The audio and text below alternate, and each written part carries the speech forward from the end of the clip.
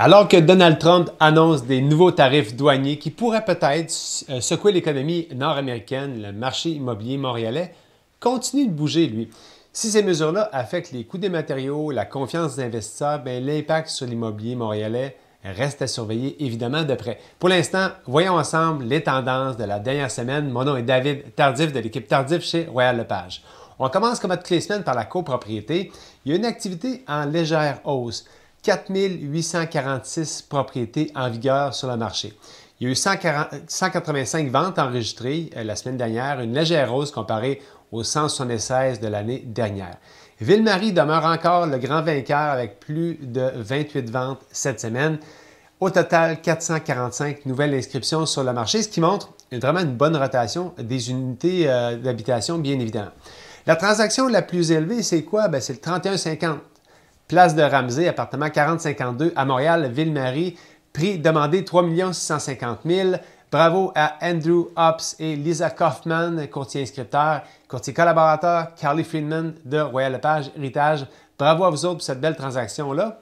Quelle est la transaction la plus abordable? C'est le 3535 avenue Papineau, appartement 205, un petit condo, prix demandé 240 000 Courtier inscripteur Constance Delestrin et Jean-Christophe Murat et courtier collaborateur Christophe Langlois. Alors bravo à vous aussi. Le marché de la copropriété reste dynamique évidemment. Il y a un volume de transactions qui est stable. L'augmentation des inscriptions pourrait donner plus de choix aux acheteurs, mais la légère hausse des ventes montre aussi que la demande est toujours présente. Pour les maisons unifamiliales, il y a une offre qui est plus abondante, des ventes en légère baisse. 1906 propriétés actuellement sur le marché. 89 ventes cette semaine contre 96 l'an dernier. Rivière-des-Prairies se distingue avec 12 ventes, 190 nouvelles inscriptions. Donc, on a une augmentation qui pourrait mettre une certaine pression sur les prix. Transaction la plus élevée, donc c'est à Hampstead, le 5 croissant Applewood. 5 croissants Applewood. Le prix demandé, 2 895 000 Courtier inscripteur Jennifer et Lindsay Hart de Sotheby's et courtier collaborateur Alexandra Beaton du groupe Sutton Centre-Ouest. La transaction la plus abordable, elle, c'est le 525 5e Avenue à Montréal, à Lachine. Une petite maison, 349 000. Bravo à Éric Bouchard, Mélanie Saint-Denis, courtier Remax, qui sont inscripteurs, courtier collaborateur, Giuseppe Cartolano de groupe Sutton Synergie. Maintenant, évidemment, c'est une légère baisse des ventes combinée à une augmentation des nouvelles inscriptions. Ça indique que le marché des maisons unifamiliales pourrait tendre vers un rapport de force plus équilibré entre le vendeur et l'acheteur. Maintenant, je tombe dans le multilogement. C'est un marché qui est en forte progression actuellement avec les baisses de taux. 1194 immeubles en vigueur, 53 ventes cette semaine contre 44 pour la même période l'an passé.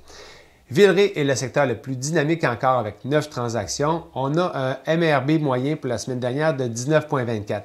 Ça change un peu à toutes les semaines. On était à 19,5 il y a quelques semaines, au-dessus de 20 la semaine passée, 19,24 maintenant, mais prenez pour acquis là, quand on se tient dans le coin de 18, 19, on est à la bonne place. Prix par porte moyen, très élevé cette semaine, 313 000 pour le prix par porte.